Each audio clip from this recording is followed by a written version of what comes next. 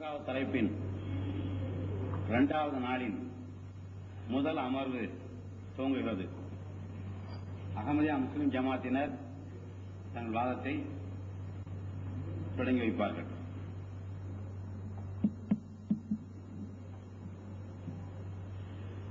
அஷ்ஹது அன் லா இலாஹ இல்லல்லாஹு வஹ்தஹு லா ஷரீக லஹு وأشهد أن محمدا عبده ورسوله أما بعد فأعوذ بالله من الشيطان الرجيم بسم الله الرحمن الرحيم الحمد لله رب العالمين الرحمن الرحيم مالك يوم الدين إياك نعبد وإياك نستعين اهدنا الصراط المستقيم صراط الذين أنعمت عليهم غير المغضوب عليهم ولا الضالين إن الله وملائكته يصلون على النبي يا أيها الذين آمنوا صلوا عليه وسلموا تسليما اللهم صل على سيدنا ومولانا محمد وعلى آل محمد كما صليت على إبراهيم وعلى آل إبراهيم إنك حميد مجيد اللهم بارك على محمد وعلى آل محمد كما باركت على إبراهيم وعلى آل إبراهيم إنك حميد مجيد.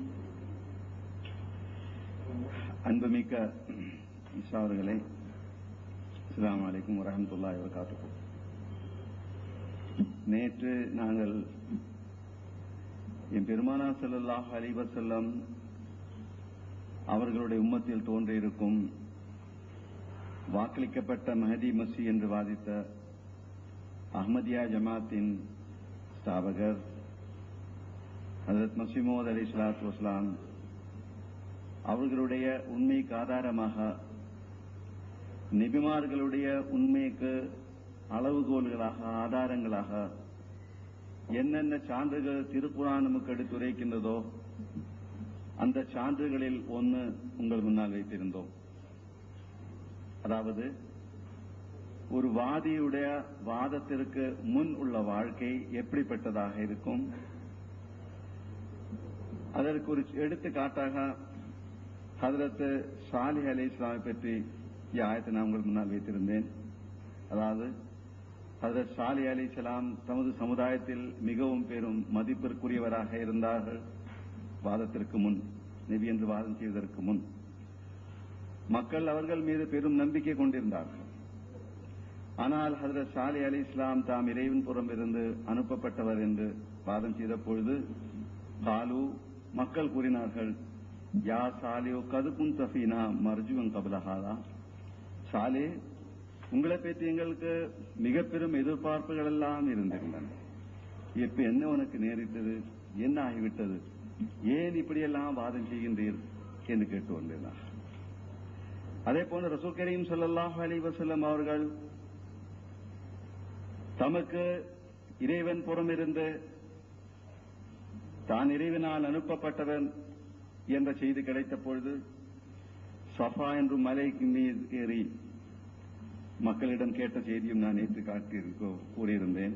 அதாவது, என்னுடைய 40 வருட கால வாழ்க்கை உங்கள் முன்னால் விரிவான விளக்கமான ஒரு புத்தகத்தை போல் இருந்தது. என்னோட வாழ்க்கையில் எந்த விதமான களங்கத்தையும் உங்களால் எடுத்து காட்ட முடியாது என்று கூறியது மட்டுமல்லாமல், நீங்கள் என்னை பற்றி அல்-அமீன் என்றும் சுத்தூக் என்றும் சொல்லிக் கொண்டிருந்தீர்கள். இப்படிப்பட்ட நான் இப்பொழுது உங்கள் முன்னால் கூறுகின்றேன், உங்களை தாக்குவதற்காக ஒரு படை இந்த சஃபா மலையின் பின்னால் தயாராக இருக்கின்றது என்று நான் கூறினால் நீங்கள் ஏற்றுக்கொள்வீர்களா என்று கேட்டதுக்கு அவர் சொன்னார்கள், காலு நஅம், ஆம், மா ஜர்ரப்னா அலைக இல்லா சிதுகா, நீ உண்மை அல்லாமல் ஏதாவது தவறான முறையில் ஒரு செய்தி எங்களிடம் சொன்னதாக எங்களுக்கு இதுவரை தெரியவில்லை என்று சொன்னார்கள். அப்போது ரசூலுல்லாஹி கேட்டார்கள், ஃபைன்னி நதீருல் லக்கும் பைன யதை அதாபின் ஷதீத், நான் இறைவன் புறமிருந்து எச்சரிப்பாளராக நசீராக அனுப்பப்பட்டிருக்கின்றேன் என்று சொன்ன பொழுது என் பெருமானார் ஸல்லல்லாஹு அலைஹி வஸல்லம் அவர்களின் 40 வருட கால புனித வாழ்க்கையை கண்டறிந்த அவருடைய சாச்சா அபூ லஹப் கூறினார், தப்பல்லக்கா, அவன் மீது நாசம், அலிஹாதா ஜமாத்தனா, இதற்காகவா எங்களை எல்லாம் நீர் ஒன்று திரட்டினீர் என்று கேட்டார்கள். பாருங்கள், என் பெருமானார் ஸல்லல்லாஹு அலைஹி வஸல்லம் அவருடைய வாதத்திற்கு முன்னுள்ள வாழ்க்கை களங்கமற்றது, எந்தவிதமான தீங்கும் இல்லாதது என்று மக்களுடைய எண்ணத்திற்கு மாறுபட்ட முறையில் என் பெருமானார் ஸல்லல்லாஹு அலைஹி வஸல்லம் வாதம் செய்த பொழுது அவர் எதிர்ப்பு தெரிவித்தார்கள். இது ஒரு சான்றாக திருக்குர்ஆன் அல்லாஹ் கூறுகின்றான், ஃபதிலஸ்து ஃபீக்கும் உம்ரம் மின் கப்லிஹி அஃபலா தஅகிலூன், முஹம்மதே நீ கூறுகிறாரா, நான் உங்கள் முன்னால் ஒரு நீண்ட காலம் வாழ்க்கை நடத்தியிருந்தேன், அஃபலா தஅகிலூன், நீங்கள் ஏன் சிந்தனை செய்ய மாட்டீர்கள் என்று.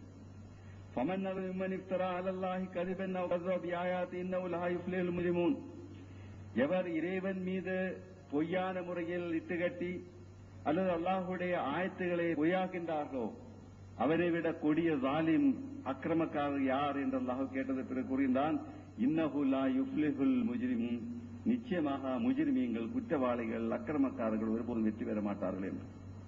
என் பெருமானார் ஸல்லல்லாஹு அலைஹி வஸல்லம் அவர்கள் அல்லாஹ்வின் மீது பொய் குற்றம் சாட்டி நான் இறைவனால் அனுப்பப்பட்டவர் என்று பொய்வாதம் கூறுகிறார் என்றால் நிச்சயமாக அவருக்கு வெற்றி கிடைக்காது, நாசம்தான் கிடைக்கும் என்று தெரிகின்றது. இப்ப திருக்குர்ஆனில் இருந்தும் ஒரு வாதியுடைய வாதத்தின் உண்மையை எடுத்து காட்டுவதற்காக நாங்கள் சான்று வைத்த போது அதை மறுப்பதற்கு பகரமாக பிரதிவாதியே வாதியாக மாறி இந்த உடன்படிகளுக்கும் நிபந்தனைகளுக்கும் மாறுபட்ட முறையில் சில கருத்துக்கள் தெரிவித்துக் கொண்டிருந்தார். உடன்படிக்கையின் அடிப்படையில், அது நிபந்தனைகளின் அடிப்படையில் வாதி திருக்குர்ஆனின் தன்னுடைய வாதத்திற்கு ஆதாரமாக திருக்குர்ஆனில் இருந்தும் சுன்னாவில் இருந்தும் அகராதிகளில் இருந்தும் எடுத்துரைக்கும் போது அதை முறியடிப்பதற்கு அதே வாதத்தை எதிர்க்க வேண்டும். குர்ஆனில் இருந்தும் சுன்னாவில் இருந்தும் அகராதிகளில் இருந்தும் அதை செய்யாமல் முற்றிலும் அதனை புறக்கணித்து நிபந்தனைக்கு மாறுபட்ட முறையில் பிரதிவாதியே வாதியாக மாறி மற்ற பல கேள்விகளும் கேட்டுக் கொண்டிருந்தார்கள். ஆகவே இதனை பற்றி இன்ஷா அல்லாஹ் பிறகு புறப்படும். நாங்கள் உங்கள் முன்னால் வைக்கும் ஆதாரம் என்ன என்றால், ஒருவர் தான் இறைவன் புறமிருந்த வாதம் தோன்றியவர் என்று வாதம் செய்கிறார் என்றால் அவருடைய வாதத்தின் உண்மை அறிவதற்கு திருக்குர்ஆனில் என்னென்ன சான்றுகள் இருக்கின்றன என்பதை பற்றி தான் பார்க்க வேண்டும். ஹஜ்ரத் மீராஸ் அவர்கள் தான் இறைவன் புறம் இருந்து என் பெருமானார் ஸல்லல்லாஹு அலைஹி வஸல்லம் அவருடைய ஷரியத்தை நிலைநாட்டுவதற்காக உம்மி நபியா தோன்றியிருக்கின்றேன் என்று வாதம் செய்யும் போது நிச்சயமாக அவர் தமது வாதத்திற்கு ஆதாரமாக திருக்குர்ஆனில் தான் சான்றுகள் காட்டியிருக்க வேண்டும். அவர் காட்டியிருக்கிறார்கள். அதாவது, நான் 40 வருடங்கள் உங்கள் முன்னால் வாழ்க்கையை நடத்தியதற்கு பிறகு என்னுடைய வாழ்க்கையில் இருந்து எந்தவிதமான களங்கத்தையும் எந்தவிதமான தவறுகளையும் குற்றங்களையும் பொய், வஞ்சம், சதி முதலாளிகளை நீங்கள் உங்களால் என்னுடைய வாழ்க்கையிலிருந்து எடுத்து காட்ட முடியாது. என்னுடைய சேலஞ்ச் அதாவது மீராசா கூறுகின்றார்கள், என்னுடைய வாதத்திற்கு முன் உள்ள நீண்ட வாழ்க்கை உங்கள் முன்னால் இருந்தது, என்னுடைய வாழ்க்கை களங்கமற்றது என்று அப்போதுள்ள பிறகு வாதத்திற்கு பிறகு அஹ்மதியா ஜமாத்தின் கொடும் வைரிகளாயிருந்தவர்கள் அவர்களுடைய வாதத்திற்கு முன் நீ களங்கமற்றவர், கடந்த 1400 வருடங்களாக இவர் செய்திருக்கும் இஸ்லாத்திற்காக செய்திருக்கின்ற போன்ற ஊழியம் எவருமே செய்யவில்லை என்று வாதித்திருக்கின்றார்கள் என்று ஏற்று கூறியிருக்கின்றார். ஜானி மாலி உயிர் கொண்டும் உடல் கொண்டும் பொருள் கொண்டும் தன்னுடைய பேனா கொண்டும் தனது தாவு திறமை கொண்டும் இஸ்லாத்தை பாதுகாப்பதற்காக இஸ்லாத்தின் எதிரிகளுடைய ஆட்சேபனைகளையும் அவருடைய குற்றச்சாட்டுகளையும் முறியடித்து டிஃபென்ஸ் செய்து கொண்டிருப்பதற்காக எந்த அளவில் மீரா சாஹிப் இஸ்லாத்தின் ஊழியம் செய்திருந்தார்களோ அந்த அளவில் இந்த காலகட்டத்தில் என்ன இதற்கு முன்ன காலகட்டத்திலும் எவருமே செய்யவில்லை என்று மீர்சா சாஹிபுடைய வாதத்திற்கு பிறகு அவருடைய மிக பெரும் வைரியும் எதிரியுமாயிருந்த மௌலவி மொஹசின் பட்டால்வி எடுத்துரைத்தார். எங்களுடைய வாதம் என்னவென்றால், இந்த அளவுகோலின் அடிப்படையில் மீர்சா சாஹிபுடைய வாதத்திற்கு முன் அவர் எப்போதும் பொய் சொல்லக்கூடியவர், வஞ்சம் செய்யக்கூடியவர், மனிதனை ஏமாற்றக்கூடியவர்கள் என்றிருந்தால் அதை நிரூபிக்க வேண்டும் பொறுப்பு திருக்குர்ஆன் இந்த அளவுகோலின் அடிப்படையில் உங்களுக்கு இருக்கின்றது. அதை செய்யாமல் நாம் பார்க்கின்றோம், ஒவ்வொரு நபிக்கு எதிராகவும் அவருடைய வாதத்திற்கு பிறகு நிச்சயமாக அவருடைய காலத்தில் உள்ள மக்களும் உலமாக்களும் உவராக்களும் எதிர்த்து கொண்டிருந்தார்கள் என்று திருக்குர்ஆனில் கூறப்படுகின்றது. ஒவ்வொரு நபியுடைய வாழ்க்கையும் வாதத்திற்கு முன் தூய்மையானதா, களங்கமற்றதாக இருக்கின்றது. ஆனால் எதிரிகள் எதிர்த்து கொண்டிருந்தது அவர்களுடைய வாதத்திற்கு பின்னால். அதே போன்று மீர்சாவுடைய வாதத்துக்கு பிறகு அவர்களுடைய நண்பர்களாக இருந்தவர்களே விரோதிகளாக மாறி அவர்களுக்கு எதிராக பலவிதமான குற்றச்சாட்டுகள் செய்திருக்கின்றார்கள்.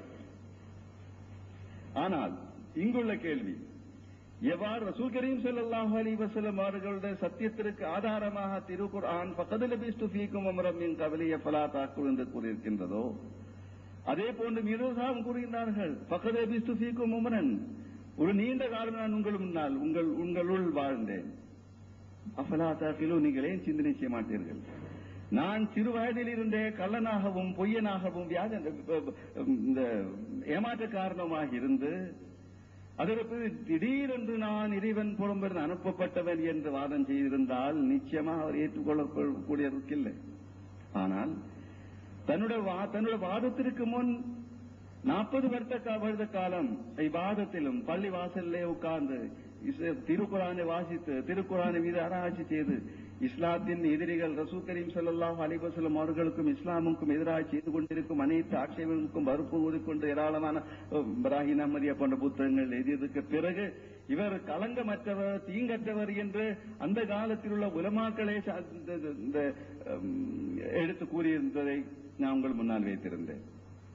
ஆகவே எங்களுடைய கருத்து, எங்களுடைய அன்புமிக்க கேள்வி, ஹஜ்ரத் மீர்சா இந்த திருக்குர்ஆன் எடுத்துரைக்கும் இந்த மயார சதாக்கத்தின் அடிப்படையில், இந்த அளவுகோலின் அடிப்படையில் மீர்சா சாவுடைய வாழ்வதற்கு முன் ஏதாவது ஒரு களங்கம் இஸ்லாத்தினுடைய போதனைகளுக்கு மாறுபட்ட முறையில் பொய், வஞ்சம், பித்தலாட்டம் எல்லாம் சொல்லலாம் ஏதாவது செய்திருக்கிறார்கள் என்றால் அதை எடுத்து காட்ட வேண்டும் பொறுப்பு உங்களுக்கு இருக்கின்றது. இத்துடன் மற்றொரு சான்றுடன் நான் வைக்கின்றேன். இது அந்த சான்றுடன் தொடர்புள்ளது. அதாவது இதே ஆற்றலாக கூறினான், وَمَنْ أَظْلَمُ مِمَّنِ افْتَرَى عَلَى اللَّهِ كَذِبًا أَوْ كَذَّبَ بِآيَاتِهِ إِنَّهُ لَا يُفْلِحُ الْمُجْرِمُونَ. தான் இறைவன் புறம் இருந்து அனுப்பப்பட்டவர் என்று எவர் பொய்வாதம் கூறுகின்றாரோ அவர் மிக பெரும் கொடிய அநியாயக்காரன் அல்லாஹ் கூறுகின்றான்.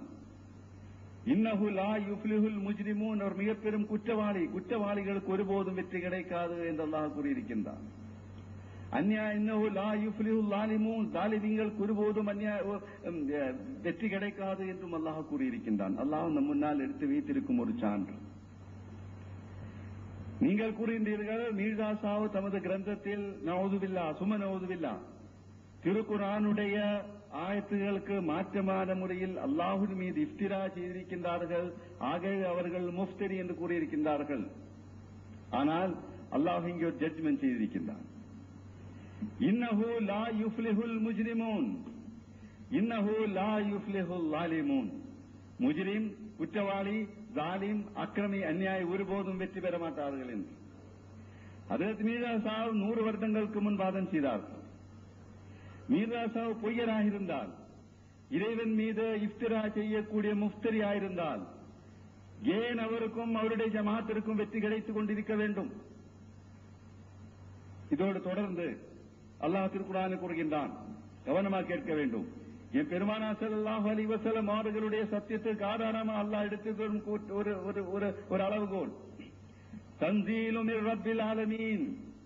என் பெருமானார் ஸல்லல்லாஹு அலைஹி வஸல்லம் இறைவன் புறம் இருந்து இறக்கப்பட்டவர்கள், இறைவனுடைய தூதர். வலவு தக்கவல அலைனா பாலல்ல ஹாவீலில அகதுனா மின்ஹு பில் யத்மீனி சும்ம லததனா மின்ஹுல் வதீன். எவர் இறைவன் மீது பொய்யான முறையில் கட்டி தான் இறைவன் புறம் இருந்து அனுப்பப்பட்டவர் என்று கூறுகின்றாரோ, லாஹதுனா மின்ஹு பில் யமீனி, அல்லாஹ் கூறுகின்றான், அவரை நான் வலக்கரத்தால் பிடித்த சும்மலகதனா மின்ஹுல் வதீன், அவருடைய உயிர் நாடியை நாம் அறுத்து விடுவோம் என்று வமாமின்கும் மின் அஹதின் அன்ஹு ஆஜிதீன், அல்லாஹ்வுடைய இந்த செயலை தடை செய்வதற்கு உங்களால் எவராலும் முடியாது என்று கவனமாக கேட்க வேண்டும் சகோதரர்களே. எவராவது ஒருவர் தான் இறைவன் புறம் இருந்து அனுப்பப்பட்டவர் என்று பொய்வாதம் கூறுகிறார் என்றால், அல்லாஹ் நிச்சயமாக இன்னஹு லா யுஃப்லிஹு ஸாலிமூன், நிச்சயமாக அல்லாஹ் ஸாலிம்களுக்கும் முஜ்ரிம்களுக்கும் வெற்றி கொடுக்க மாட்டான். என்ன செய்வானவன்? அவருடைய வாழ்க்கையிலேயே அவரை பிடித்து வலது கரத்தால் பிடித்து அவருடைய உயிர் நாடி எடுத்து விடுவேன் அல்லாஹ் கூறுகின்றான். ஹஜ்ரத் மீர்ஸா சாஹிப் தான் இறைவன் புறம் இருந்து அனுப்பப்பட்டவர் என்று வாதம் செய்திருக்கின்றார்கள். நிச்சயமாக அவர் நவுதுபில்லா பொய்யராக இருந்தால் என்ன செய்திருக்க வேண்டும்? அவருக்கு தோல்வி கிடைத்த அல்லாஹுடைய ஆக்கினைக்கு ஆளாகி அவருடைய உயிர் நாடு அறுக்கப்பட்டு விட வேண்டும். அவருடைய ஜமாத்துக்கு நிச்சயமாக ஒருபோதும் வெற்றி கிடைக்காது. இது அல்லாஹுடைய நியம், அல்லாஹுடைய நீதி. நாம் என்ன பார்க்கின்றோம்? அவர் தான் இறைவன் புறம் இருந்து அனுப்பப்பட்டவர் என்று வாதம் செய்த பொழுது அவரை கொலை செய்வதற்கான பல திட்டங்களும் போட்டுக் கொண்டிருந்தார்கள். அந்த காலத்திலுள்ள எதிரிகள் பல்வேறு பொய்யான வழக்குகள் போட்டு எப்படியாவது இவரை தூக்குமடை கேட்ட வேண்டும் என்ற எண்ணத்துடன் பல்வேறு சதித்திட்டங்கள் செய்து கொண்டிருந்தார்கள். என்னை கொலை செய்வதற்காக மீர்தாசாவ ஒரு பாதிரியை கொலை செய்வதற்காக மீர்தாசாவை அனுப்பியிருக்கின்றார்கள் என்று ஒருவர் பொய்யான சாட்சியம் கூறி மீர்தாசாவுக்கு எதிராக பொய் வழக்கு போடப்பட்டது. அதுக்கு சாட்சியம் கூறுவதற்காக பாதிரிமார்களுடன் பெரும் பெரும் ஜுப்பா போட்ட முல்லாக்களும் போயிருந்தார்கள். பயங்கரமான முறையில் இந்த வழக்கு நடைபெற்றது. என்ன நடந்தது? பொய் அம்பலமாகிவிட்டது. அதே போன்ற ஏராளமான சம்பவங்கள், சதித்திட்டங்கள் ஹஜ்ரத் மீர்தாசாவை கொலை செய்வதற்காக போட்டுக் கொண்டிருந்தார்கள். அவர் தமது கிரந்தத்தில் பராஹின் அஹ்மதியாவில் கூறினார்கள்,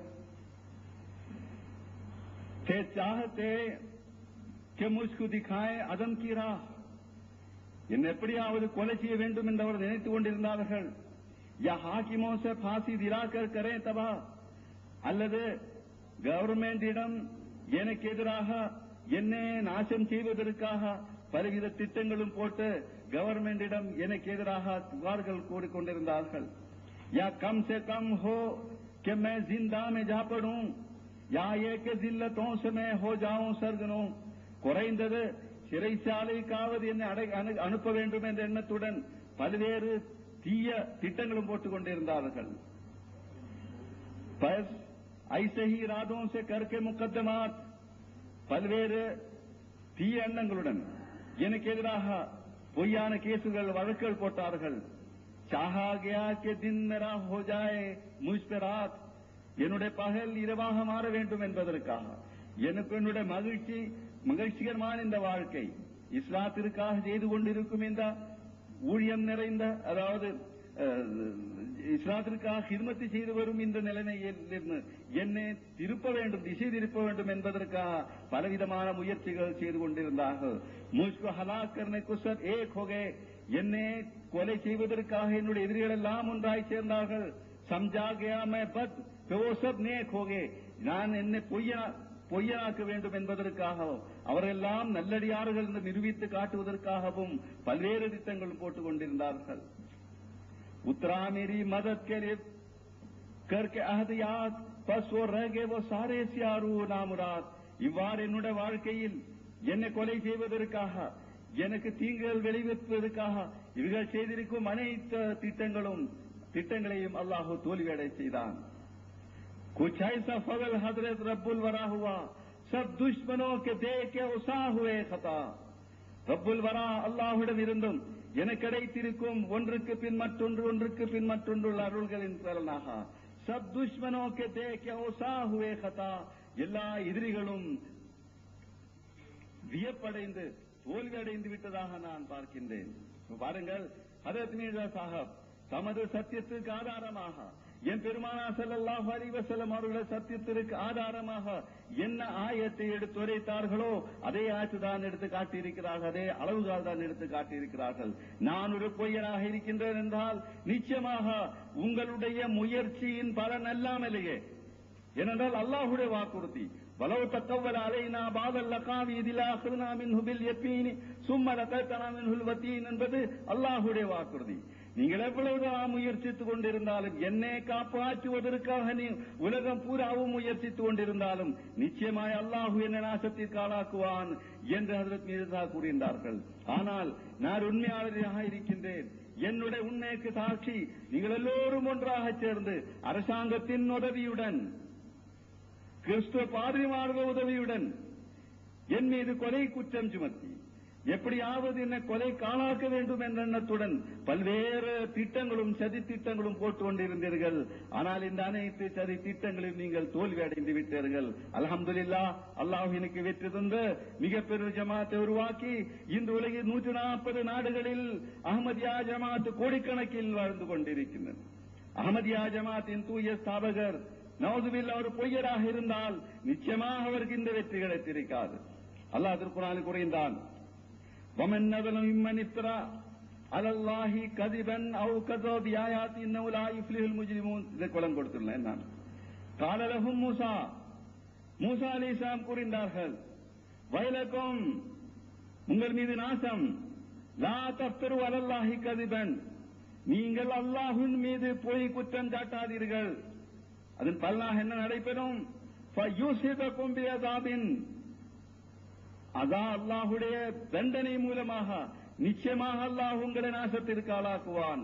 வகத் ஹாப மன் இஃப்தரா, எவர் பொய் குற்றம் அல்லாஹ் மீது குற்றம் செய்வாரோ அவர் நிச்சயமாக தோல்வி அடைவார்கள். இது அல்லாஹ்வுடைய ஒரு சட்டம், ஒரு நியமம் என்று சொல்லலாம்.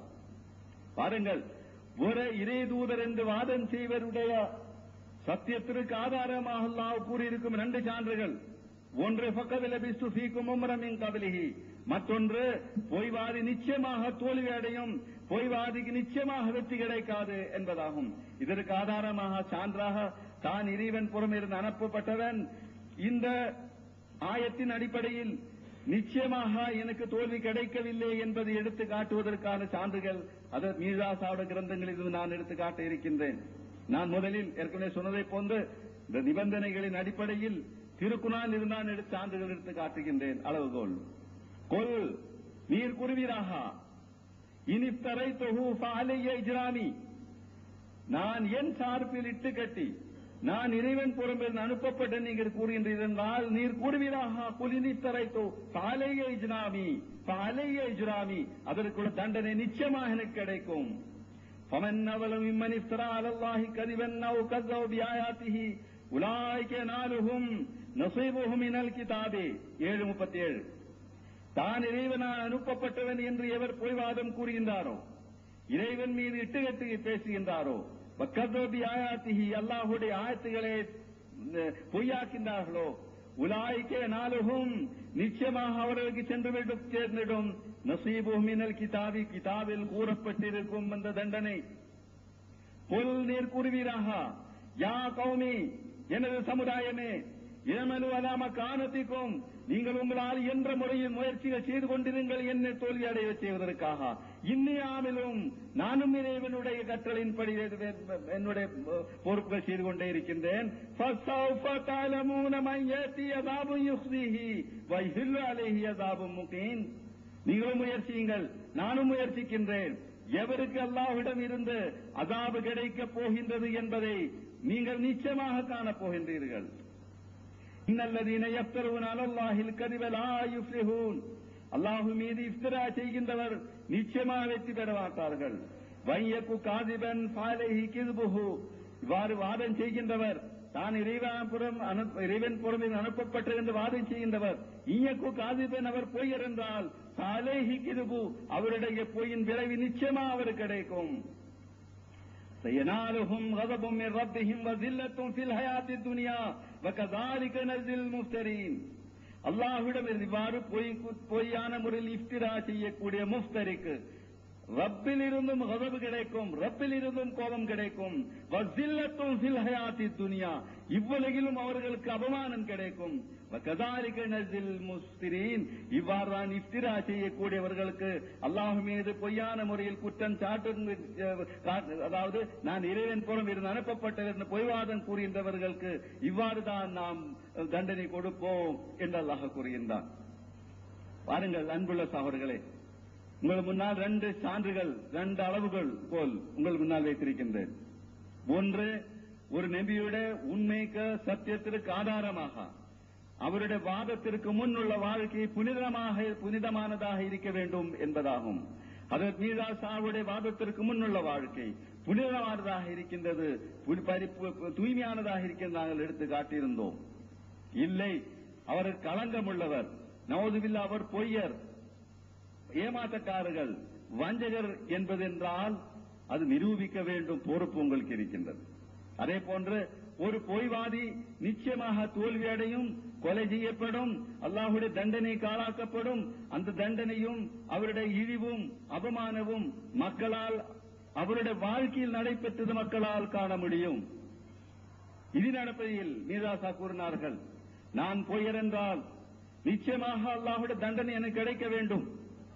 நானும் என்னுடைய ஜமாத்தும் எப்போதும் எழுந்திருக்க வேண்டும். ஆனால் நான் உண்மைவாதி என்றால் எவ்வளவுதான் நீங்கள் முயற்சிகள் செய்து கொண்டிருந்தாலும், ஏனைய இஸ்லாத்தின் விரோதிகளும் ஒன்றாக சேர்ந்து எனக்கு எதிராக நீங்கள் திட்டங்கள் போட்டுக் கொண்டிருந்தாலும் நிச்சயமாக நீங்கள் வெற்றி பெற மாட்டீர்கள், எனக்கு தான் வெற்றி கிடைக்கும். இந்த 2 சான்றுகள் மட்டும் உங்களிடம் முன்னால் வைக்க நாடுகின்றேன். மீண்டும் நிபந்தனைகளின் அடிப்படையில் வாதியுடைய வாதத்தை திருக்குரானின் அடிப்படையில், திருக்குரானின் அளவுகோலின் அடிப்படையில் வாதியுடைய வாதம் வைக்கும்போது அதே திருக்குரானின் அடிப்படையில் தான் அதை எதிர்க்க வேண்டுமே தவிர அங்கே இங்கும் ஓடி மக்களுடைய திசை திருப்பக்கூடாது.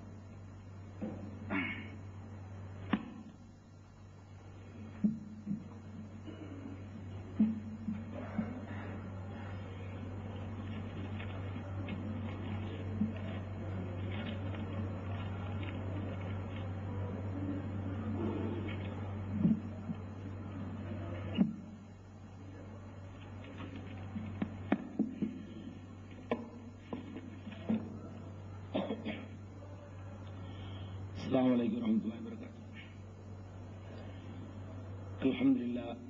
الحمد لله نحمده ونستعينه ونستغفره ونؤمن به ونتوكل عليه ونعوذ بالله من شرور أنفسنا ومن سيئات أعمالنا من يهده الله فلا مضل له ومن يضلل فلا هادي له وأشهد أن لا إله إلا الله وحده لا شريك له وأشهد أن محمدا عبده ورسوله أما بعد. அன்பிற்குரிய சகோதரர்களே, இந்த மௌலவி உமர் சாஹிப் அவர்களுடைய வாதத்திற்கு விளக்கமளிப்பதற்கு முன்னால் ஒரு விஷயத்தை உங்களுக்கு நான் தெளிவுபடுத்தி விடுகிறேன். அதாவது ஒப்பந்தத்தில், ஏன்னா ஒப்பந்தத்தை நம்ம இதுவரைக்கும் மீறினதில்லை, மீறவும் மாட்டோம். பல தடவை ஒப்பந்தத்தில் இருக்குது, ஆனாலும் நான் மீறுவேன் சொல்லியே நினைச்சாங்க, மீறினாங்க. இதெல்லாம் எடுத்து வைக்க கூடாதுன்னு இருக்குது அப்படின்னு சொல்லி பெயர்களை வாதிச்சாங்க. அது எங்கள்கிட்ட இல்லை. ஒப்பந்தத்தில் இதெல்லாம் எடுத்து வைக்கலான் இருக்குது. வாதி பிரதிவாதின்னு இருக்குது. 2 நாளைக்கு நீங்க வாதி, 6 நாளைக்கு நாங்க பிரதிவாதிங்கிறது இல்லை. நாங்க விட்டு கொடுத்தோம் உங்களுக்கு. நீங்க முதல் எடுத்து வைக்கும் போது அப்பவே நாங்க கொடுக்கலாம்.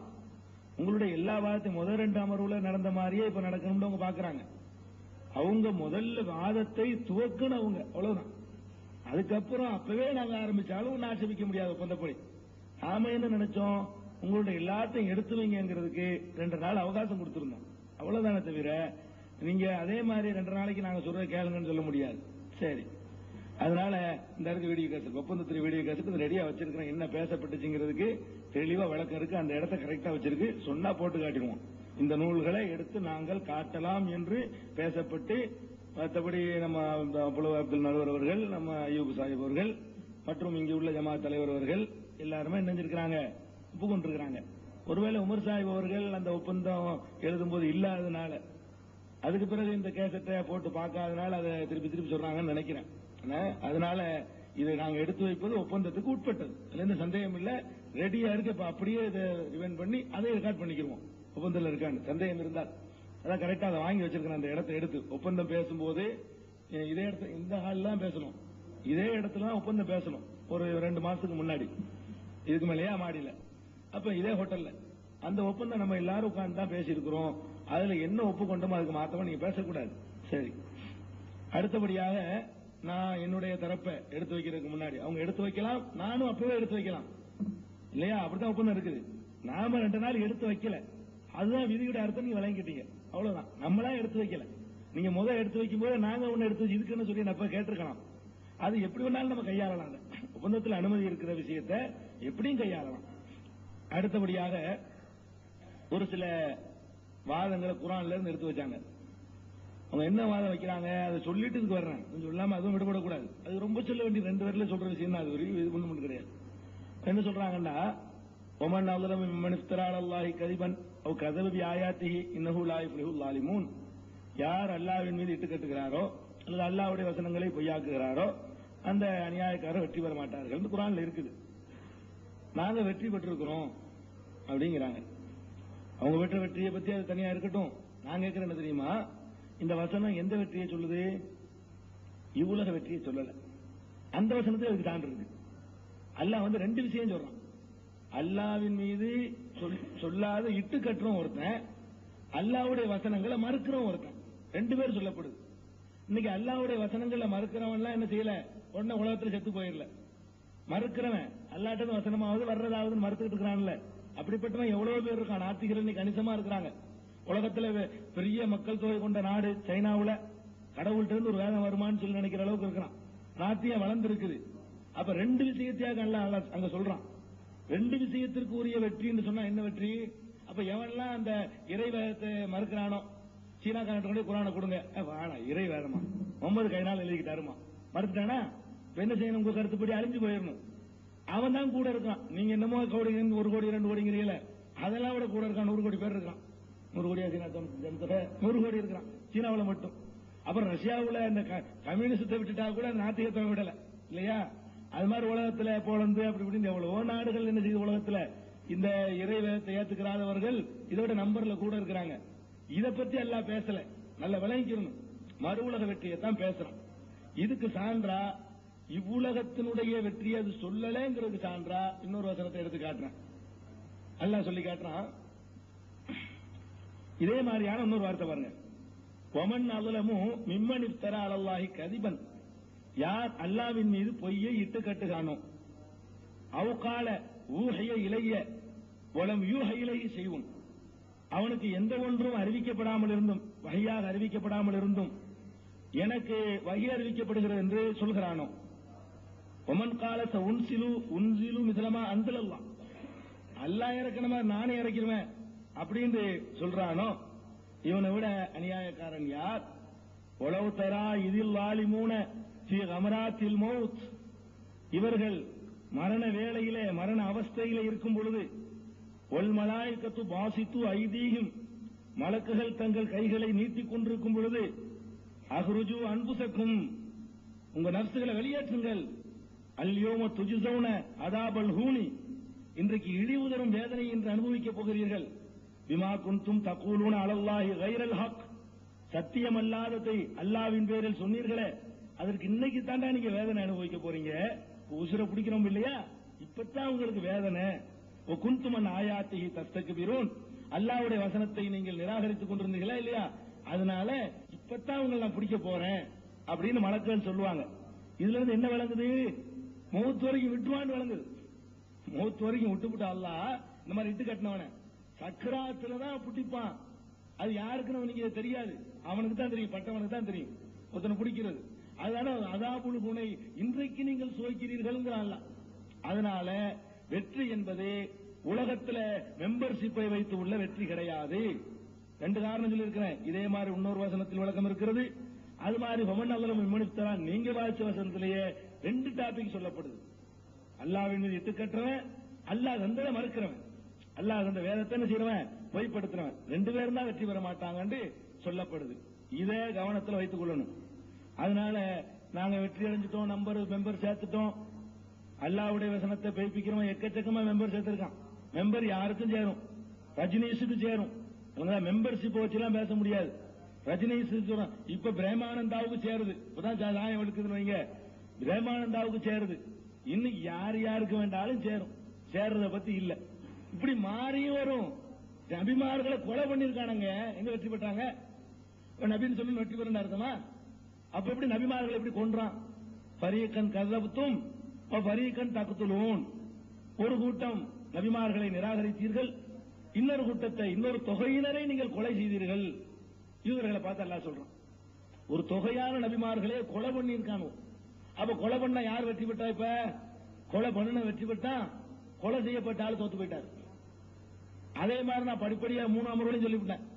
மறுமை நாள் நபிமார்கள் வருவாங்க, அவருக்கு பின்னாடி சில நபிக்கு பின்னாடி ஒருத்தர் இருக்க மாட்டாங்க, அவர் மட்டும்தான் வருவாரு. ஒருத்தர் சேராதனால அவர் பையன் அர்த்தமா? அது நீங்க சொல்ற அளவுகள் இல்ல. உலகத்தில் உள்ள மெம்பர்ஷிப் வச்சுக்கிட்டு பேசாதீங்க. இதை நான் சொல்றேன். இந்த உலகத்தில் உள்ள 150 கோடி பேர்ல 145 கோடி பேர் முஸ்லிம்கள் உங்களுக்கு பின்னாடி பேச்சுக்கு வந்தாலும் அது அளவுகோல் இல்ல. குர்ஆன் அடிப்படையில் அது அளவுகோல் இல்ல. நல்ல ஞாபகத்தில் வச்சுக்கிறீங்க. இந்த நம்பரை சொல்லலாம் என்ன செய்வானா, ஒன்னும் சொல்ல வேணாம். எவ்வளவு இருக்குன்னு பார்த்தா அதுக்கு மேல அதிகமா இருக்கு. இந்த கப்பு இருக்கலாம், ஆளுக்கு இருக்குது.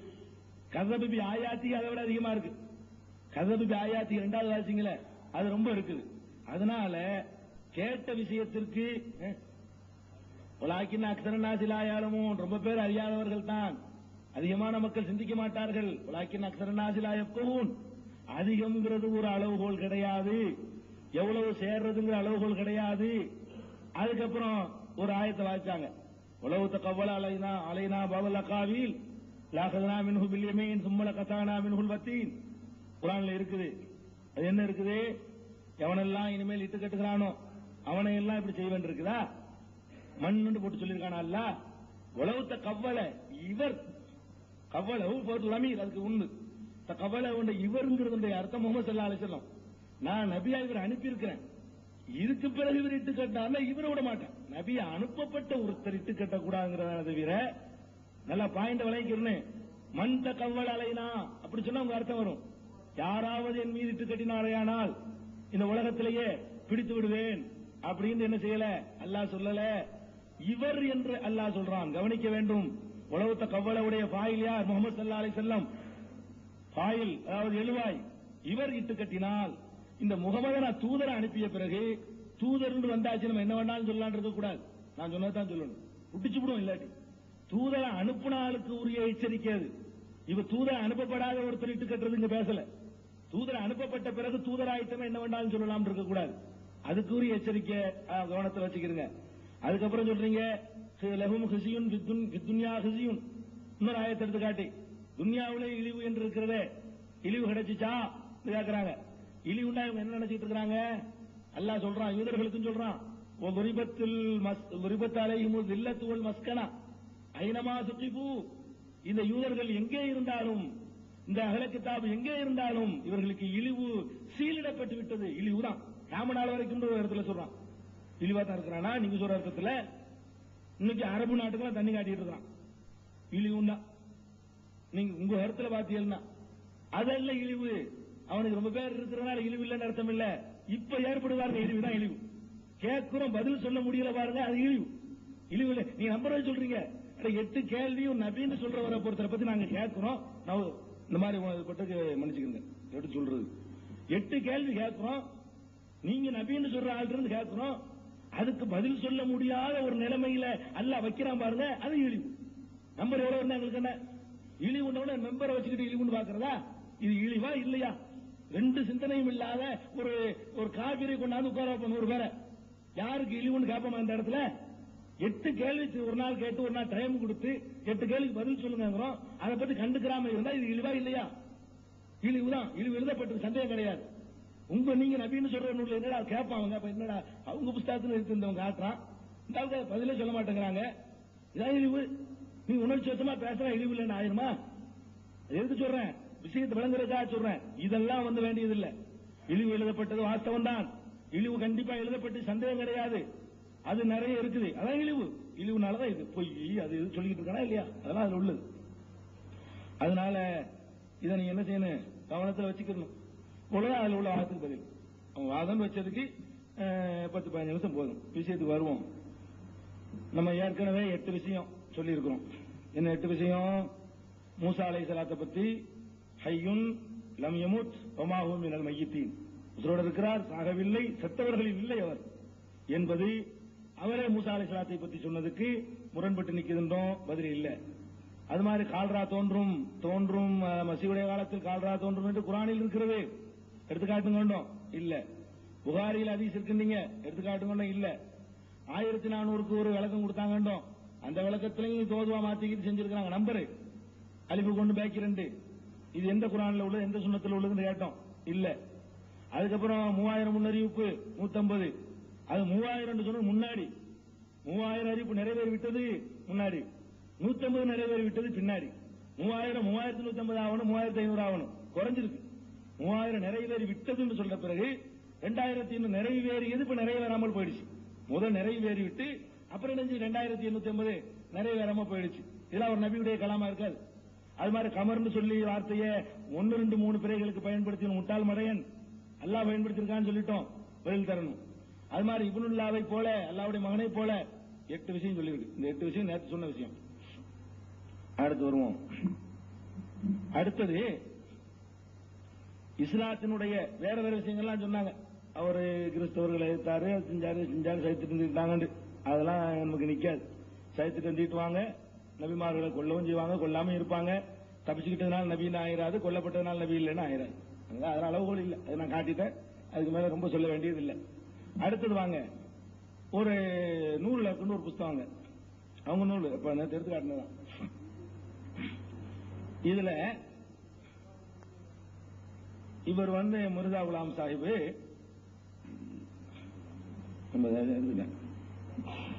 இதுல என்ன செய்யறாரு தெரியுமா? இந்த யா கைசரான்னு கூப்பிட்டு அங்க இருந்த பிரிட்டிஷ் தானே இருக்குது, பிரிட்டிஷனுடைய அந்த ராணியை பார்த்து ரொம்ப குழஞ்சி இறங்கி பணிஞ்சு எழுதுற கடிதம், அதுல உள்ளதான் எடுத்து காட்ட போறேன். அதுல எழுதுறாரு, உங்களை மாதிரி எங்களுக்கு உண்டா, நீங்க எங்களுக்கு ஆட்சியாளர் கிடைச்ச பெரிய பாக்கியம், அப்படி எப்படின்னு ஒரு நபி இப்படி குலைய மாட்டாங்க, விளங்கிருக்க அவ்வளவு குலைஞ்சிருக்காரு.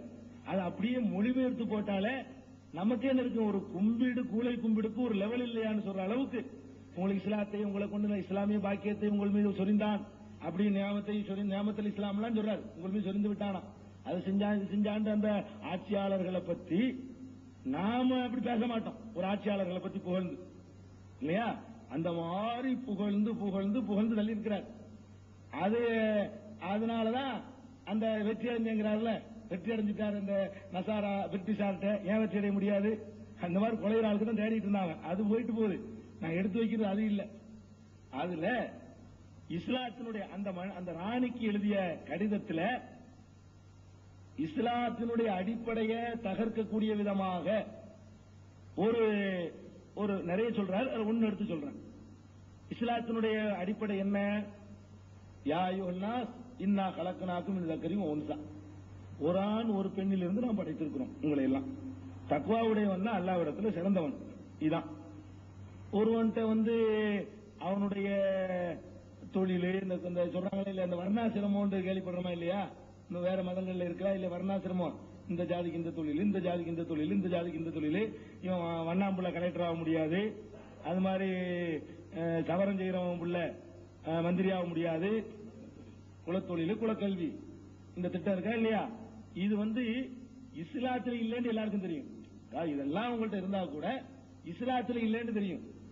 இவரு நூறுல் ஹக் பக்கம் 50 எழுதுறாரு. யாருக்கு? கைசராவுக்கு எழுதுறாரு. என்ன எழுதுறாரு? ஃபஇந்தி மினல் பக்கம் 50 ஃபஇந்தி மினல் வாஜிபாத், முக்கியமாக கட்டாயமாக நான் உங்களுக்கு சொல்கிறேன். அந்த ராணிக்கு ஒரு சொல்லிக் கொடுக்கிறாரு. கட்டாயமா உங்களுக்கு வாஜிபா அவசியம், நான் சொல்ல வேண்டிய அவசியம் என்று நினைக்கிறேன். என்ன எழுதுறேன்? அன் துக்தப அலைஹிம் ஹித்மாத்தின் துனாசிபு கௌம குல்லி அகதின், ஒவ்வொரு கூட்டத்திற்கும் பொருத்தமான அலுவல்களை நீங்கள் விதித்திடணும். இந்த ஜாதிக்கு இது அப்பதான் சரியா வருவானு அவர் எழுதுறாரு. அன் தக்துப அலைஹிம் ஹித்மாத்தின், அவரவருக்குரிய வேலைகளை நீங்கள் நிர்ணயிக்கணும். ராணிக்கு ஐடியா கொடுக்கிறாரு. துனாசிபு குள்ள கோமின், அவனோல்ட்ட மேல்நாட்டுக்காரன் ஜாதி இதெல்லாம் அப்படி இருக்காது. இந்த வர்ணாசிரமத்தை வந்து இந்துக்களுக்கு சொன்னா பரவாயில்லை, இவர் எடுத்து சொல்லிக் கொடுக்கிறாரு. அன் தத்துபாலையும் ஹிதுமாத்தின், அவர்களுக்குரிய அலுவல்களை நீங்க வந்து அவங்களுக்கு சொல்லணும். தத்துபன கடமையாக்கணும்.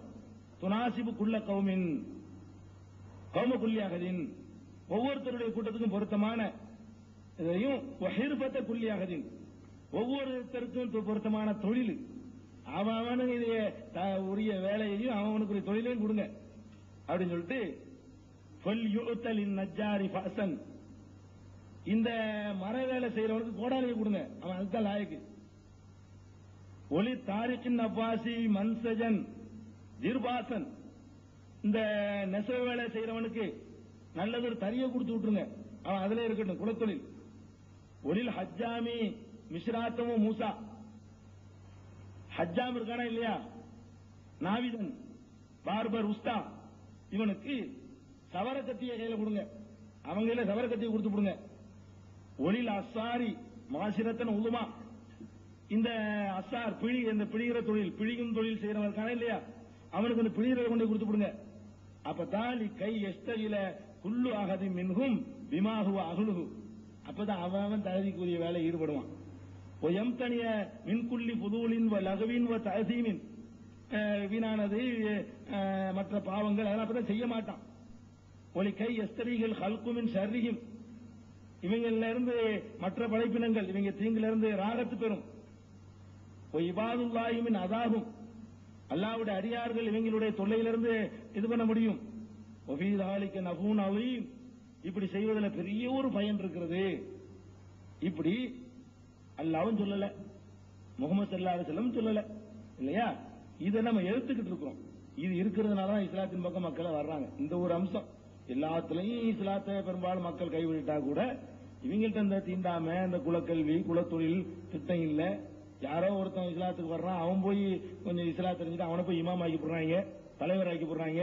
உன் தொழில் என்ன, நீ நாவிதம் தானே, நாவிதம் வேலையை பாரு, நாவித வேலையை பாரு, தச்சன் வேலையை பாரு, கொல்ல வேலையை பாருன்னு அந்த வர்ணாசிரமம், இந்து மதத்தினுடைய வர்ணாசிரமத்துக்கு இவர் வக்காலத்து வாங்கி அதை அமுல்படுத்துமாறு வர்ணாசிரமத்தை பற்றி அறியாத கிறிஸ்துவ ஆட்சிக்கு சொல்லிக் கொடுக்கிறார்.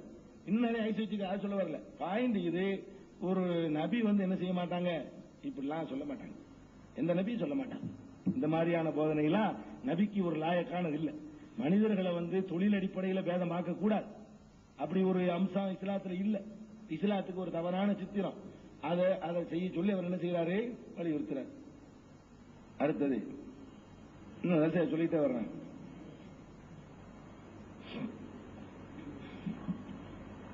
பாருங்க, இது ஒரு வேடிக்கை. அதாவது இவர் தன்னை நபிங்கிறார் மிர்சா சாஹிப். நபி ஏத்துக்கிறாட்டி யாரு, காஃபிரு, அவர் நம்பிக்கை பிரகாரம் காஃபிரு. இந்த இதுல அடிக்கடி பல்ட்டி அடிச்சிருக்காரு. ஒரு கட்டத்தில் காஃபிருண்டார், நபி ஏத்துக்கிறாதனால என்னை ஏற்காதவர் எல்லாம் காஃபிருண்டார். இன்னொரு கட்டத்தில் என்ன செஞ்சாரு, என்னை ஏற்காட்டி காஃபிரு தான் அப்படின்னாரு. இப்படி ரொம்ப என்ன செஞ்சாரு, முரண்பட்டு இருந்தாரு. இதை சுட்டி கூட கேட்டாங்க கேள்வி, என்னங்க இது நீங்க இப்படி சொல்றீங்க அப்படி சொல்றீங்கன்னு கேள்வி அவர்கிட்ட கூட கேட்கப்பட்டுச்சு. அவர்கிட்ட கேட்கப்பட்டுதான் அவங்க ஒத்துக்கிட்டு இருக்கிறார். அதுல பாருங்க, இது என்னன்னா ஒரு சம்பவம், ஒரு கேஸ் ஒண்ணு நடக்குது. இது என்ன புக்குன்னு கேட்டா சிரியாக்குல் குலூப்ல பக்கம் 432 431 வந்து டீடைல்ஸ் வருது. 2 பேர் வழக்கு வருதுங்க, வழக்கு வருது. இவரை வந்து ஒருத்தர் காஃபிர் இருக்கிறாரு, மிர்சா வந்து அவரை பிடிச்சி காஃபிர் இருக்கிறாரு. இதுதான் வழக்கு. வழக்கு போனா நீதிமன்றத்தில் இதை தீர்த்து வைக்கிறேன்னா நீனே அவனை காஃபிர் அவனை அப்படித்தானே சொல்லுவான். இந்த மாதிரி வந்த உடனே அந்த ஆள் காஃபிர் நினைச்சாரு, அதுக்கு பயந்துகிட்டு நான் இனிமேல் அவரை காஃபிர்னு சொல்ல மாட்டேன் அப்படின்ட்டாரு. இவர் என்ன பண்ணிவிட்டாரு, நானும் அந்த காஃபிர்னு சொல்ல, அது என் கொள்கையே கிடையாது. நீதிமன்றத்துக்காக வேண்டி அந்த ஆளு சொன்னார்னா சாதாரண மனுஷன் யாரு, இன்னொருத்தன் சொல்ற எதிர்ப்புக்கார சொன்னார்னா அந்த ஆள் நபி இல்ல, அந்த ஆள் என்ன சொல்லிட்டு போயிடுவார். ஒரு அப்துல் ஜிஹாதி கலிமத்து ஹக்கின் இந்த சுல்தானின் ஜாயிரின் ஹக்க வந்து தன் மனசுல உள்ளத ஆமாம் ஒரு காவிர் தான் அவன் சொன்னா சொல்லிட்டு போறான், அதுக்கு என்ன விளைவு நான் ஏத்துக்கிறேன்னு சொல்லணும். அந்த கவர்மெண்ட்டுக்கு பயந்து என்ன பண்ணிட்டாரு, இருந்தாலும் பயந்தாரு. யாரு எதிர்த்தரப்புல உள்ள ஆளும் இவரை காப்பி இருந்தாலும் பயந்தாரு. ஏன்னா உள்ள சிறையில் வச்சிருவாங்கன்னு சொல்லி அவர் பயந்தது நமக்கு பிரச்சனை இல்லை. அவர் நபி தாவா செய்யல. அவர் சாதாரண ஒரு மனுஷன் பயப்படலாம், நான் பயப்படலாம், இவர் பயப்படலாம், அதெல்லாம் பிரச்சனை. இவர் அதே மாதிரி பயந்துட்டு என்ன செய்யறாரு, இல்ல அதெல்லாம் இல்ல, நம்ம அதுக்குள்ள நம்ம ஆரம்ப நம்பர்லாம் கிடையாதுங்க, நம்ம கொள்கையே அது கிடையாதுங்க அப்படின்னு நினைச்சிட்டாரு. அவங்களுக்குள்ள பார்க்க முடியாது அந்த இடத்துல பாருங்க சொல்றாரு. கியோங்கே தொடர்ல வருது, 31 இருந்து படிச்சா வழங்கும். கியோங்கே இப்திதா சே மேரா யஹி மذهب है, ஆரம்பத்திலிருந்து என் மذهب இதுதான். கே மேரே தாவே கே இன்கார் கி வஜஹ से, எனது இந்த தாவாவை நிராகரிக்கிற காரணத்தினால் கோயி ஷख्स காபிர் யா தஜ்ஜால் நஹி ஹோ சக்தா, எந்த மனிதனும் காபிராக தஜ்ஜாலாக ஆக முடியாது அப்படின்ட்டாரு. இது நல்லா தெரியுது. அந்த ஆரம்பத்தில் படிச்சுட்டு வந்தீங்கன்னா அந்த கோர்ட்டுடைய நடவடிக்கை வெட்டி பேசின பேச்சு. நான் கேட்கிறேன், இதுலயே இருந்தாருன்னா பிந்தி நினைச்சிட்டாரு காபிட்டாரு. அது கோர்ட்டுக்கு தான் சொன்னார தவிர பிந்தி என்ன பண்ணிவிட்டாரு, இதுக்கு பிந்தி காபி இருக்கிறாரு. கோர்ட்ல போய் அப்படி என் மதகபது கிடையாதுன்னு சொன்னவரு அதுல வரைக்கும் பாருங்க இதை சொல்லிட்டாரு முதல்ல. அதுக்கப்புறம் நோட்ஸ் எழுதுறாரு கீழே, இப்படி இது இந்த கோர்ட்டுக்கு பயந்து சொன்னதா வந்துருமே அப்படிங்கிறதுக்காக வேண்டி இந்த இடத்துல கீழே நோட்டு கொடுக்கிறாரு. எப்படி கொடுக்கிறாரு, ஏ நுக்தா யாது ரக்கனே கேள் ஆயிட்டு, இந்த நுணுக்கத்தை கவனத்தில் வைத்துக் கொள்ள வேண்டும். சும்மா சொல்லல இத अपने दावे के इनकार करने वाले को काफिर कहना, தன் தாவாவை நிராகரிப்பவர்களை காபிர் என்று சொல்வது சிர்ஃப் உன் நபியோं की शान है, அந்த நபிமார்களுக்குத்தான் அது முடியும். எந்த நபிமார்கள், जो खुदा ताला की तरफ से शरीयत और अहकाम जदीदा लाते हैं, புதிய ஷரியத்தும் புதிய சட்டத்திட்டங்களும் கொண்டு வர்றாங்களே அந்த நபிகள் தான் மற்றவர்களை காபிர்னு சொல்ல முடியும். வேற என்னைய மாதிரியான நபி சொல்ல முடியாது. அவர் விளக்க ஃபுட்நோட் இதுக்கு வல்ட் அடிச்சிட்டாரு. வேடிக்கை என்னன்னா அந்த நபிதான் சொல்ல முடியும். லேக்கின் சாஹிபு ஷரியத் கே மாசிவா, சாஹிபு ஷரியத்து கொண்டு வந்த நபியை தவிர மற்ற யாரா இருந்தாலும் ஜிஸ்கதர் முல்ஹம் அவர் முஹத்தத் है, எவ்வளவு பெரிய அவர் முல்ஹமா இருந்தாலும் சரி, இல்ஹாம் கொடுக்கப்பட்டவரா இருந்தாலும் சரிதான். அப்புறம் என்ன பாரு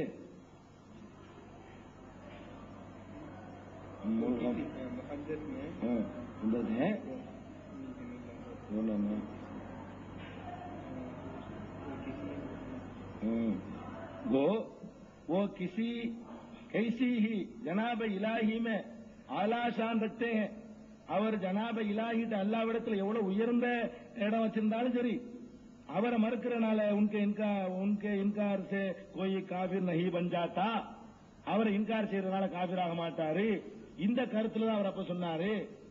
அப்ப ஷரியத்து கொண்டு வந்தால் தான் ஒருவரை இன்னொருத்தரை காபிர்னு சொல்ல முடியும் சொன்ன அவர் நீதிமன்றத்தில் அதுக்காக சொன்ன அவர் அதுல கடைசியா நிக்கணுமா இல்லையா? இதுக்கு பிந்தி என்ன செஞ்சிட்டாரு, அப்ப ஷரியத்து கொண்டு வந்து ஆகுது. இதுக்கு பிந்தி திரியாக்குள் குரூப் என்ன பண்ணிட்டாரு, திரியாக்குள் குரூப் இது ஹகீகத்துல் வஹீல் என்ன பண்றாரு, அது நான் சொல்லுவேங்கிறாரு. ஹகீகத்துல் வஹீ 167வது பக்கத்துல என்ன செய்யறாரு, நான் சொல்லுவேன். ஒருத்தர் இது வேடிக்கை என்ன தெரியுமா, இதையே சுட்டி காட்டி கேட்கிறாரு. ஏங்க ஷரியத்து நபிதான் ஒருத்தரை காபிர்னு சொல்லணும், அஹ்காம ஜதீதாவை புதிய சட்டங்களை கொண்டு வந்தவர் தான் காபிர்னு சொல்லணும். நீங்களே இப்ப எல்லாரையும் மறுபடியும் காபிருங்கிறீங்களே, எதுக்கு இப்படி முரண்படுறீங்க? அந்த புஸ்தகத்தை சொல்லி காட்டே கேட்கிறாரு. எந்த புஸ்தகத்தை, இந்த திரியாக்குள் குழுவுல இப்படி சொல்லி இருக்கிறீங்களே. இப்ப நான் வாசிச்சேன், இந்த புஸ்தகத்தை சுட்டி காட்டி கேட்கிறாங்க. திரியாக்குள் குழுவுல இப்படி சொன்னீங்களேன்னு கேட்கும் பொழுது அதுக்கு என்ன பதில் சொல்லணும், ஷரியத்தை கொண்டு வராட்டாலும் காபிர்னு சொல்லலாம்னு சொல்லணும். அந்த வாதத்தை அவர் மறுக்கவே இல்லை. அது சொல்லலாம், அதனால ஒண்ணும் இல்ல, சொல்லலாம். என்னட்டா இருக்கு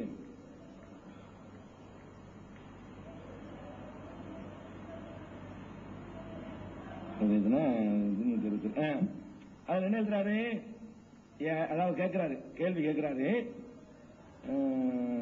அப்துல் ஹக்கீம் கான்கிறவர் ஒரு காபிர்னு எழுதிவிட்டாரு. அதை கேட்கிறாரு, हर एक शख्स जिसको मेरी दावत पहुंची है और उसने मुझे कबूल नहीं किया वो मुसलमान नहीं है. எந்த மனிதனுக்கு என்னுடைய தாவத்து சென்றடைந்தவன் ஒப்புக்கொள்ளவில்லை, முசல்மான் இல்லை அப்படின்ட்டாரு. இஸ் பயான் அவர் பஹ்லி கிதாபோं के बयान में तनाकुज़ है. நீங்கள் இப்படி எழுதியது முந்தி எழுதியதற்கு முரணாக இருக்கிறது. यानी पहले आप तिरियाकुल कुलूब वगैरह से लिख चुके हैं. तिरियाकुल कुलूब மற்றதெல்லாம் எழுதியிருக்கிறீர்கள். मेरे न मानने से என்னை ஏற்காததனால் कोई काबिर नहीं होता, யாரும் காபிராக மாட்டார்கள் என்று எழுதினீர்களே, அதுக்கு முரணா இருக்குதுன்னு கேட்கிறாங்க. ஆனா அது என்ன காரணம் சொல்லி காபிரா சொல்ல மாட்டேன்றாரு. ஷரியத்து கொண்டு வருபவர் தான் காபிர் சொல்ல முடியும். நான் ஷரியத்து கொண்டு வரவில்லை. சரியா? 167 நூல் ஹகீகத்துல் வஹி 167. அது கவனிக்க வேண்டிய விஷயம் என்னன்னு கேட்டா, முதல் என்ன காரணம் சொன்னாரு? நான் ஷரியத்தை கொண்டு வரவில்லை, புதிய சட்டத்திட்டங்களை கொண்டு வரவில்லை, அப்படிப்பட்டவர்களுக்கு தான் இந்த உரிமை அப்படின்னு வழங்கியிருக்கிறாரு. இப்ப கோர்ட்ல சொன்னதுல அப்புறம் இங்க வந்து என்ன பண்ணி விட்டாரு? இல்ல நான் சொல்லுவேன். இதுக்கு பதில் இல்ல. எதுக்கு பதில் இல்ல? ஷரியத்தை கொண்டு வருபவரும் அஹ்காம ஜதீதாவை கொண்டு வருவதும் தான் காபிர்னு சொல்ல முடியும்னு சொன்னார்ல, அதை கண்டுகொள்ளவே இல்லை. கேள்வி கேட்டும் கூட அதை கொண்டு கொள்ளாம முரண்பாடா இருக்கேன்னு கேட்கிறாங்க. சொல்லலாம், அதனால ஒண்ணும் இல்லைன்னு தான் பதில் சொல்றாரு. தவிர அந்த முரண்பாடை நீக்கிறதுக்கு ஷரியத்தை கொண்டு வரணும்னு சொன்னது என்ன ஆச்சு, அஹ்காம ஜதீதா கொண்டு வரணும்னு என்ன ஆச்சுங்கிறது செய்யல, விளக்கல. அப்ப இதுல என்ன விளங்குதுன்னா, ஒரு நபி ஒரு கொண்ட கொள்கையில உறுதியா இருக்கணும், தான் கொண்ட கொள்கையில உறுதியா இருக்கணும், தின்னு மாறக்கூடாது, மனுஷனுக்காக மாறக்கூடாது, அவங்களை அழிச்சு வச்சு எழுதி அவங்களுக்கு தோதா அந்த சட்டத்திட்டங்களுக்கு முன்னாடி அந்த சின்ன தண்டனை ஏத்துக்கிறதுக்கு பயந்துகிட்டு கொஞ்ச நாள் 6 மாதம் 3 மாதம் தண்டை என்ன நியூசன்ஸ் கேஸ் போட்டுருவான். காலத்துல என்ன 2 ஒருத்தர் காபினா ஆச்சு, ரத்த காயம் வந்துருச்சு, இந்த நியூசன்ஸ் கேட்டு ஒரு 3 நாள் உள்ள வைப்பான் பாருங்க. இதுக்கு பயந்துட்டு என்ன பண்ணி விட்டாரு? அதெல்லாம் சொல்ல கிடையாது, அதெல்லாம் கொள்கையாது இல்ல அப்படின்னு சொன்னா, இது என்னன்னு இவர் நினைக்கிறது, எப்படி நினைக்க சொல்றீங்க? அப்ப ஒரு நபியுடைய தாவாவுக்கு எந்த ஒரு தகுதியும் இது கிடையாது அப்படிங்கறத முடிச்சுக்கிறேன். பயம் முடிஞ்சதுனால அடுத்து அப்புறம்